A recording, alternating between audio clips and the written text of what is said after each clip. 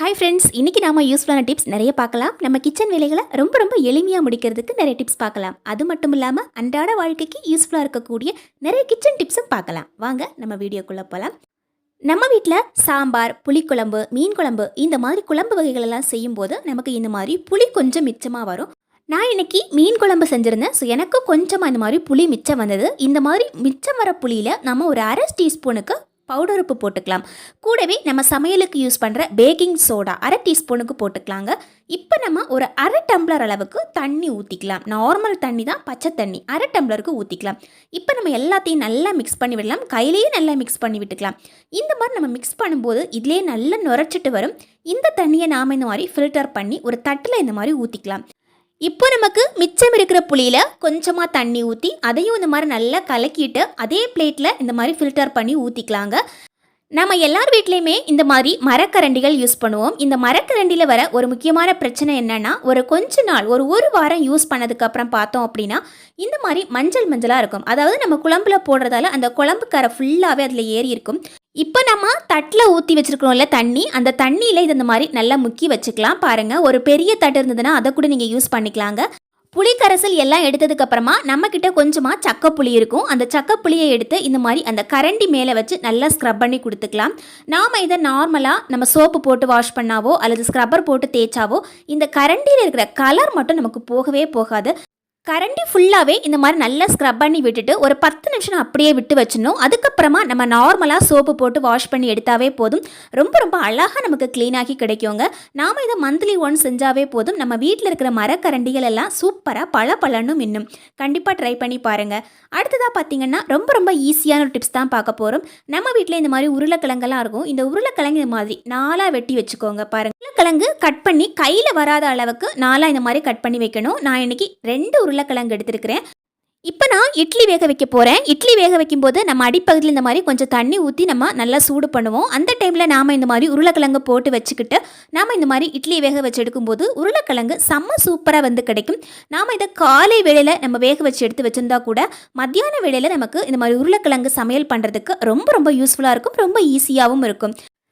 அடுத்ததாக பார்த்தீங்கன்னா நான் இன்றைக்கி கொஞ்சம் மீன் வாங்கியிருக்கிறேங்க. கொஞ்சம் மீன் வந்து க்ளீன் பண்ணி வச்சுருக்கிறேன். கொஞ்சம் மீன் இன்னும் க்ளீன் பண்ணவே இல்லை. நம்ம மீன் வாங்கிட்டு வந்தோம் அப்படின்னா அதில் முக்கியமான ஒரு விஷயம், அதை க்ளீன் பண்ணுறதுக்கு ரொம்பவே கஷ்டப்படுவோம். இதுக்கு நம்ம அதிகமான டைம் எடுத்துக்கும்.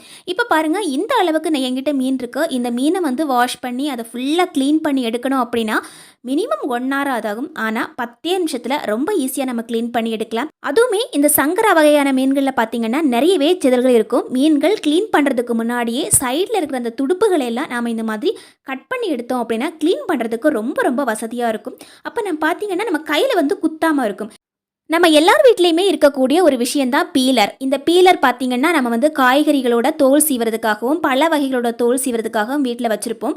இதை வச்சு ரொம்ப ரொம்ப சிம்பிளாக நாம் இந்த மாதிரி மீன் கழுவி எடுத்துக்கலாம். பாருங்கள், இந்த மீனோட மேல் பகுதியில் இந்த மாதிரி நல்லா தேய்ச்சி எடுத்தோம் அப்படின்னா ரொம்ப ரொம்ப ஈஸியாக அதில் மேலே இருக்கிற அந்த வலுவழுப்பு தன்மை, அது மட்டும் இல்லாமல் மேலே இருக்கிற செதில்கள் எல்லாமே மொத்தமாக வந்துடும். பாருங்கள், 2 இழுப்பு தான் இழுத்தேன், அதுக்குள்ளே மொத்தமாக க்ளீன் ஆகி வந்துடுச்சு. பாருங்கள், நாம் வீட்டிலையே சிங்குக்குள்ளேயே வச்சு க்ளீன் பண்ணும்போது அருவாமனையெல்லாம் வச்சு க்ளீன் பண்ணுறது ரொம்ப ரொம்ப கஷ்டமான விஷயம். ஸோ நம்ம சிங்கிலே வச்சு க்ளீன் பண்ணுறோம் அப்படின்னா ரொம்ப சிம்பிளாக நம்மக்கிட்ட இந்த மாதிரி ஒரு கத்திரியும் ஒரு பீலரும் இருந்தாவே போதும். அது மட்டும் இல்லாமல் நாம் இந்த மாதிரி மீன் கழுவி எடுக்கும்போது இன்னொரு முக்கியமான ஒரு விஷயம் கவனிக்கணும். நாம் மீன் குழம்பு வைக்கும்போது பார்த்திங்கன்னா அதிகமான கவுச்சி வாசனை அடிக்கும். மீனோட கழுத்து பகுதியை இந்த மாதிரி கட் பண்ணி பார்க்கும்போது உள்ள நிறைய அந்த ரத்தம் வந்து கட்டுப்பட்டுருக்கும். இந்த ரத்தம் ஃபுல்லாகவே நம்ம கை வச்சு சுரண்டி விட்டு நல்லா க்ளீன் பண்ணி எடுத்தோம் அப்படின்னா மீன்லேருந்து அதிகமாக கவுச்சி வாசனை வராமல் இருக்கும். சொன்னால் நம்பவே மாட்டீங்க, இவ்வளோ மீன் நான் 10 நிமிஷத்தில் க்ளீன் பண்ணி எடுத்துட்டேன். இந்த அளவுக்கு நிறைய மீன் இருந்தது அப்படின்னா நம்ம க்ளீன் பண்ணி எடுக்கிறதுக்கு அதிகமான டைம் எடுத்துப்போம். அது மட்டும் இல்லாமல் நம்ம கடையில் க்ளீன் பண்ணி வாங்கினா கூட அதிகமான டைம் வெயிட் பண்ணி நின்று தான் வாங்கிட்டு வர வேண்டியிருக்கும். ஸோ நம்மக்கிட்ட இருக்கிற ஒரு கத்திரியும் ஒரு பீலருமே போதும். ரொம்ப ஈஸியாக எவ்வளோ பெரிய மீனாக இருந்தால் கூட அழகாக நம்ம க்ளீன் பண்ணி எடுத்துக்கலாங்க. அடுத்ததாக பார்த்திங்கன்னா நம்ம வீட்டில் இந்த மாதிரி பீங்கான் ஜாடிகள் அல்லது பீங்கான் கப்புகள் எல்லாம் யூஸ் பண்ணுவோம். இது பார்த்திங்கன்னா ரொம்ப ரொம்ப சீக்கிரமாக நமக்கு உடைஞ்சு போயிடும். நம்ம அதிகமான காசு கொடுத்து இதை வாங்கி வச்சுருப்போம். இந்த பீங்கான் ஜாடி பார்த்தீங்கன்னா நான் ரொம்ப நாளாக யூஸ் பண்ணிட்டு இருந்தேன். திடீர்னு உடஞ்சி போச்சு. இப்போ நான் இந்த மாதிரி அனபாண்ட் அப்படிங்கிற ஒரு க்ளூ எடுத்துக்கிறேன். இது நிறைய பேருக்கு தெரிஞ்சிருக்கும், இருந்தாலும் நிறைய பேருக்கு தெரியாமலும் இருக்கும் இல்லைங்களா? அதுக்காக தான் நான் சொல்கிறேன். ஏன்னா நம்ம அதிகமான காசு கொடுத்து இந்த மாதிரி ஜாடிகள் எல்லாம் வாங்கி வச்சுட்டு 2 நாளில் உடஞ்சி போச்சு அப்படின்னா நாம் அதை தூர தான் தூக்கி போடணும். உடஞ்சி போன பீங்கான் ஜாடிகளை நாம் இந்த மாதிரி திரும்பவும் ஃபிக்ஸ் பண்ணி யூஸ் பண்ண முடியுங்க. அதிக நாளைக்கு இது உடையாமல் இருக்கும். கண்டிப்பாக ட்ரை பண்ணி பாருங்கள். அடுத்ததாக பார்த்தீங்கன்னா ரொம்ப ரொம்ப யூஸ்ஃபுல்லான ஒரு டிப்ஸ் தான் பார்க்க போகிறோம். இப்போ நான் ஒரு கடாயில் கொஞ்சமாக உப்பு எடுத்துகிட்டு வச்சுருக்கிறேன். பவுடர் உப்பும் எடுத்துக்கலாம் அல்லது கல்லுப்பு கூட எடுத்துக்கலாம். இந்த உப்பு கொஞ்சம் நல்லா சூடானதுக்கு அப்புறமா இந்த இஞ்சியை அதில் போட்டு வச்சுக்கலாம். நான் இன்னைக்கு 2 பீஸ் அளவுக்கு இஞ்சி எடுத்துக்கிறேன். இந்த உப்பில் இந்த மாதிரி நல்லா க்ளோஸ் பண்ணி வச்சுக்கலாங்க. ஒரு 5 நிமிஷம் இதை நம்ம அப்படியே க்ளோஸ் பண்ணி வச்சுக்கலாம். அதுக்கப்புறமா நாம் இதை இந்த மாதிரி கிளறி வெளியே எடுத்துக்கலாம். இப்போ நாம் திரும்பவும் நல்லா மிக்ஸ் பண்ணிவிட்டு மறுபடியும் இந்த மாதிரி நல்லா க்ளோஸ் பண்ணி வச்சுக்கலாம். இதை நாம் மறுபடியும் ஒரு 5 நிமிஷத்துக்கு அப்புறமா நாம் இந்த மாதிரி வெளியே எடுத்து பார்க்கலாம். இப்போ நம்ம கையில் எடுத்து பார்த்தோன்னா இந்த இஞ்சி பார்த்தீங்கன்னா நல்ல சூடாக இருக்கும். கையில் தொடும்போதே உங்களுக்கு நல்ல சூடு இருக்கிறது தெரியும். இப்போ ஒரு பிளேட்டில் இந்த மாதிரி வெளியே எடுத்து வச்சுக்கலாங்க. இந்த இஞ்சியோட தோலை ஒரு ஸ்பூன் வச்சு இந்த மாதிரி நல்லா ரிமூவ் பண்ணி எடுத்துக்கலாம். நம்ம ரிமூவ் பண்ணும்போதே தெரியும் அந்த இஞ்சியோட கலர் வந்துட்டு நல்ல சேஞ்ச் ஆகி இருக்கும். இஞ்சியோட தோல் ஃபுல்லாகவே ரிமூவ் பண்ணதுக்கு அப்புறமா இந்த இஞ்சியை சின்ன சின்ன துண்டுகளாக இந்த மாதிரி கட் பண்ணி எடுத்துக்கலாங்க. ஒரு மிக்ஸி ஜார் எடுத்து அதில் சின்ன சின்ன பீஸாக கட் பண்ணி போட்டுக்கலாம். பாருங்கள், அந்த 2 பீஸ் இஞ்சி ஃபுல்லாகவே நான் கட் பண்ணி போட்டுக்கிட்டேன். இப்போ நம்ம கூடவே 3 ஏலக்காய் சேர்த்துக்கலாம். இஞ்சி அரைக்கும் போது 2 டீஸ்பூன் அளவுக்கு தண்ணி ஊற்றி நல்லா அரைச்சி எடுத்துக்கலாங்க. ஒரு பேன் எடுத்துக்கலாம். அந்த பேனில் நம்ம அரைச்சி வச்ச இஞ்சி அதில் கொட்டிக்கலாம். கூடவே ஒரு 2 கப் அளவுக்கு, அதாவது இஞ்சி 2 பீஸ் எடுத்தோம் இல்லைங்களா, அதனால் 2 கப் அளவுக்கு நமக்கு வெல்லம் தேவைப்படும். இந்த வெல்லம் பார்த்தீங்கன்னா 200 கிராம் அளவுக்கு இருக்கும். இந்த வெல்லம் கரையிறதுக்காக நம்ம தண்ணி எதுவுமே ஊற்ற தேவையில்லை. நம்ம இஞ்சி அரைக்கும் போதே நான் அதில் 2 டீஸ்பூன் அளவுக்கு தண்ணி ஊற்றுனதால அந்த தண்ணியே நமக்கு போதுமானதாக இருக்கும். இப்போ நல்ல கலர் வரணும் அப்படிங்கிறதுக்காக நான் 1 டீஸ்பூன் அளவுக்கு மஞ்சள் தூள் சேர்த்துருக்கிறேன். இப்போ நம்ம எல்லாத்தையும் நல்லா மிக்ஸ் பண்ணி விட்டுக்கலாங்க. மீடியம் ஃப்ளேமில் வச்சு நல்லா இந்த மாதிரி கிளறி எடுத்துக்கலாம். அது மட்டும் இல்லாமல் அதில் போட்டிருக்கிற வெல்லம் ஃபுல்லாகவே நமக்கு கரைஞ்சி வந்துடும். ஒரு பவுலில் கொஞ்சமாக தண்ணி எடுத்து இந்த மாதிரி அதில் விட்டு பார்த்தோம் அப்படின்னா நல்ல திக்காக இருக்கும் நமக்கு. ஸோ அந்த டைமில் நம்ம இந்த மாதிரி மறுபடியும் ஒரு 2 நிமிஷம் இந்த மாதிரி கிளறி விட்டுக்கிட்டு இந்த ஃப்ளேம் ஆஃப் பண்ணி விட்டுக்கலாம்.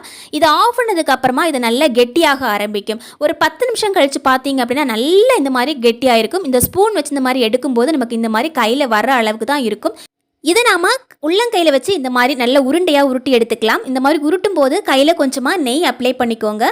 மிக்ஸி ஜாரில் கொஞ்சமாக சீனி போட்டு நல்லா பவுடர் பண்ணி இந்த மாதிரி ஒரு பிளேட்டில் எடுத்து வச்சுக்கலாம். நாம் உருட்டினதை அதில் இந்த மாதிரி நல்லா கோட் பண்ணி எடுத்து வச்சுக்கலாங்க. டெய்லியுமே நாம் இதை ஒரு பீஸ் எடுத்து சாப்பிட்டாவே போதும். நமக்கு உடல் எடை குறையிறதுக்கு ரொம்ப ரொம்ப யூஸ்ஃபுல்லாக இருக்குங்க. நிறைய பேர் பார்த்தீங்கன்னா தொப்பை குறையிறதுக்காக இஞ்சி தண்ணி டெய்லியுமே குடிப்பாங்க. நாம் இஞ்சி தண்ணி டெய்லி குடிக்கிறதுக்கு முடியாமல் போயிடுச்சு அப்படின்னா இதில் நம்ம ஒரு பீஸ் எடுத்து சாப்பிட்டாவே போதுங்க. நமக்கு தொப்பை வரவும் செய்யாது. அது மட்டும் இல்லாமல் வயிற்றில் இருக்கிற அந்த கொழுப்பு எல்லாமே கரைஞ்சிடும். ரொம்ப ரொம்ப யூஸ்ஃபுல்லாக இருக்கும். கண்டிப்பாக ட்ரை பண்ணி பாருங்கள். அதிக நாளுக்கு வச்சு தான் சாப்பிட்லாம். இது கெட்டு போகவே போகாதுங்க. இதில் சொல்லியிருக்கிற டிப்ஸ் எல்லாம் உங்களுக்கு ரொம்ப ரொம்ப யூஸ்ஃபுல்லாக இருக்கும் அப்படின்னு நினைக்கிறேன். அதே மாதிரி ரொம்ப பிடிச்சிருக்கும் அப்படின்னு நினைக்கிறேன். தேங்க்யூ ஃபார் வாட்சிங் ஃப்ரெண்ட்ஸ்.